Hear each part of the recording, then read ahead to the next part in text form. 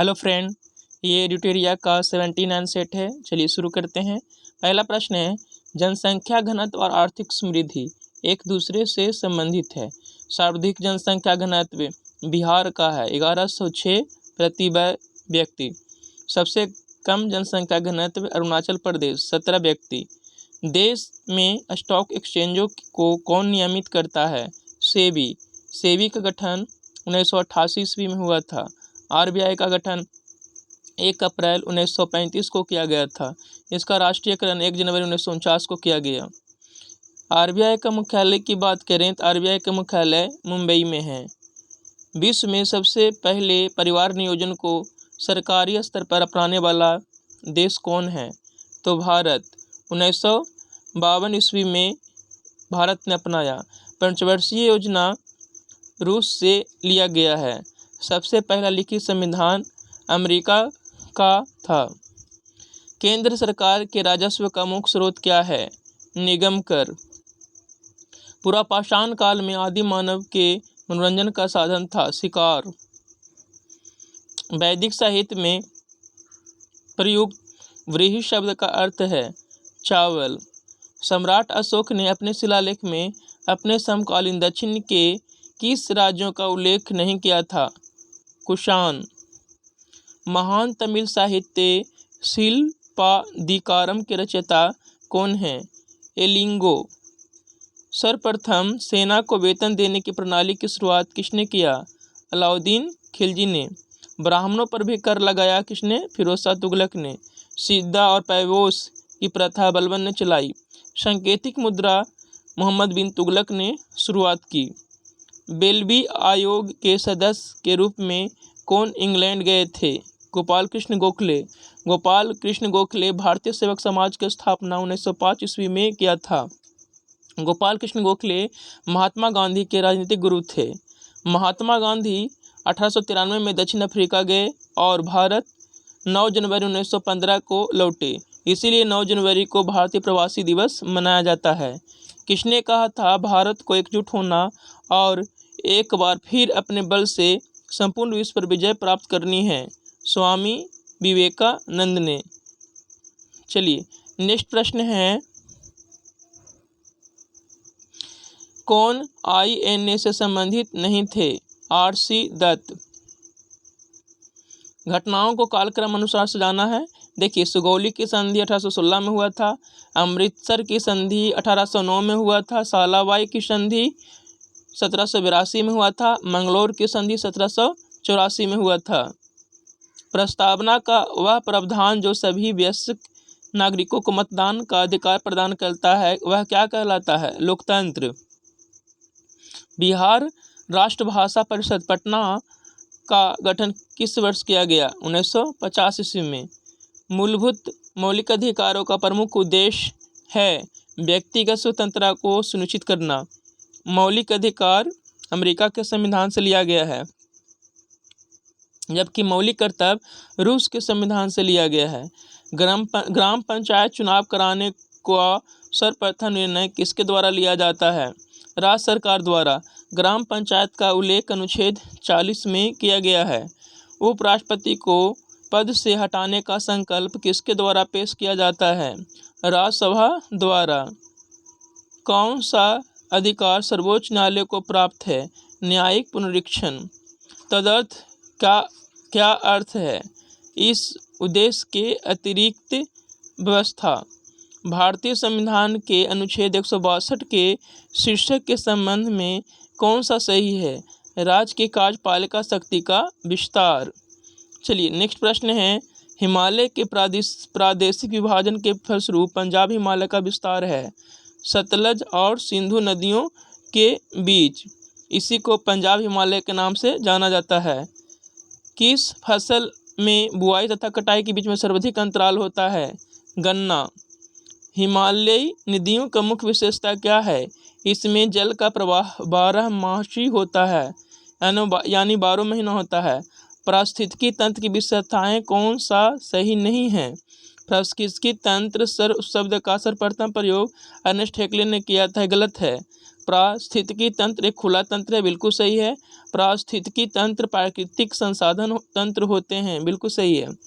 National would fossil park कहाँ स्थित है? जैसलमेर में। भारत में किस राज्य का सोने का उत्पादन में लगभग एकाधिकार है? कर्नाटक। थोरियम केरल में होता है, जब थोरियम मोनाजाइट मिट्टी से प्राप्त होता है।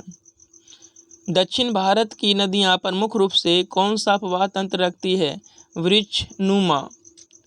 हिमालय की रचना समांतर वलय श्रेणियों से हुई है, जिसमें प्राचीनतम श्रेणी है वृहत हिमालय। मिलान करना है। तिलैया बांध बराकर नदी पर, पंचेत हिल बांध दामोदर नदी पर, राणा प्रताप सागर बांध चंबल नदी पर, माता टीला बांध बेतवा नदी पर। चलिए नेक्स्ट प्रश्न है, भारत में एग्रो इकोलॉजिकल्स जोन्स कृषि पारिस्थितिकी क्षेत्रों की कुल संख्या कितनी है? तो 20 है। कौन सा एक समानांतर फसल का उदाहरण है? गेहूं तथा सरसों। कौन सुमेलित नहीं है? तो देखिए, सिंदरी उर्वरक के लिए है, जबकि तांबा यहाँ दिया हुआ है इसलिए गलत है। अम्बाला उर्वरक के लिए, नेपानगर कागज के लिए, नरौरा अणुशक्ति के लिए। एक वास्तविक गैस किसमें एक आदर्श गैस के रूप में क्रिया कर सकती है? निम्न दाब तथा उच्च ताप। वह लेंस जो किरणों को एकत्रित करता है उसे क्या कहते हैं? अपसारी लेंस। परावर्तन के नियम के अनुसार आपतन कोण परावर्तन कोण के बराबर होता है। किसी तीर के एक सिरे को धनुष की तनी डोरी पे रखकर खींचे में उसमें ऊर्जा संचित हो जाती है। यह ऊर्जा स्थितिज ऊर्जा होती है। प्रकाश विद्युत प्रभाव की खोज किसने की थी? हेनरिक रुडोल्फ हर्ट्ज ने। अधातुओं में कौन सा गुणधर्म समानता पाया जाता है? भंगुरता। किसका उपयोग अग्निशामक के रूप में किया जाता है? बेकिंग सोडा का। मानव अस्थि का सबसे प्रमुख घटक कौन सा है? कैल्शियम। वयस्क मनुष्यों में आरबीसी की संख्या समान कितनी होती है? 5.4 मिलियन। चलिए नेक्स्ट प्रश्न है, कौन सी ग्रंथि वृद्धि हार्मोन का रिसाव करती है? पीयूष ग्रंथि। पीयूष ग्रंथि को ही मास्टर ग्रंथि के नाम से जाना जाता है। कॉकरोच जल में जीवित नहीं रह सकता क्योंकि उसका श्वसन अंग है वातक। तारों का टिमटिमाना प्रकाश के किस घटना कारण होता है? प्रकाश के अपवर्तन के कारण। एक तार में बहती विद्युत धारा एवं विभवांतर प्रत्येक को दुगना बढ़ा दिया जाए तो विद्युत शक्ति क्या हो जाएगी? आधी हो जाएगी। मर्मिकोलॉजी किसका अध्ययन है? चींटियों का अध्ययन है। भारत में बजट प्रणाली का संस्थापक किसे माना जाता है? जेम्स विल्सन को। टैरिफ लगाया जाता है किसी देश द्वारा आयातों पर? वोल्गा नदी कहाँ गिरती है? कैस्पियन सागर में। एशिया को अफ्रीका से अलग कौन करता है? सुएज नहर। यूरोप को अफ्रीका से अलग जिब्राल्टर जल संधि करता है। चलिए नेक्स्ट प्रश्न है, कुछ स्मरणीय तथ्य दिया हुआ है। ध्वनि तरंगे एवं प्रकाश तरंगे क्रमशः उदाहरण है अनुदैर्घ्य तरंग एवं अनुप्रस्थ तरंग का। ध्वनि अनुदैर्घ्य है, प्रकाश अनुप्रस्थ तरंग है। याद रखिएगा, प्रकाश तरंग का ध्रुवन होगा लेकिन ध्वनि का ध्रुवन नहीं होता है। हवा में ध्वनि का वेग 332 मीटर प्रति सेकेंड है। 20 हर्ट्ज से कम की आवृत्ति वाली ध्वनि को अवश्रव तरंग कहा जाता है। 20 हर्ट्ज से 20,000 हर्ट्ज के बीच वाले आवृत्ति वाले ध्वनि तरंग को श्रव्य ध्वनि कहते हैं। ध्वनि दिन की अपेक्षा रात को अधिक सुनाई पड़ती है अपवर्तन के कारण। दूरी मापने की सबसे बड़ी इकाई फारसेक है। एक फारसेक में 3.26 प्रकाश वर्ष होता है। लोलक की लंबाई बढ़ाने पर उसका वर्त काल पर प्रभाव पड़ता है, बढ़ जाता है। ठोसों में ऊष्मा का संचरण चालन विधि से होता है। गैसों एवं द्रवों में ऊष्मा का संचरण संवहन विधि द्वारा होता है। वायुमंडल गर्म होती है संवहन विधि द्वारा। सबसे अधिक तरंगदैर्घ्य लाल रंग का होता है। हीरे का चमकना, कांच में आए दरारों का चमकना, रेगिस्तान में मिर्चिका आदि का बनना पूर्ण आंतरिक परावर्तन का उदाहरण है। हीरे का अपवर्तनांक 2.42 होता है। लेंस की क्षमता का मात्रक डायोप्टर है। स्पष्ट दर्शन की न्यूनतम दूरी 25 सेंटीमीटर होती है। पानी के अंदर हवा का बुलबुला कार्य करता है तो अवतल लेंस की भांति कार्य करती है।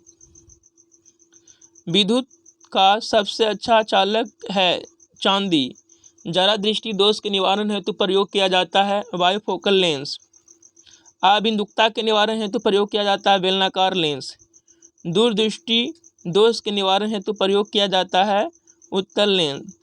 निकट दृष्टि दोष के निवारण हेतु प्रयोग किया जाता है अवतल लेंस। पृथ्वी की आयु एवं पुरानी चट्टानों की आयु ज्ञात की जाती है यूरेनियम डेटिंग द्वारा। जीवाश्मों की आयु, प्राचीन पादपों की आयु ज्ञात की जाती है कार्बन डेटिंग द्वारा। चलिए आज यह सेट समाप्त होता है। धन्यवाद।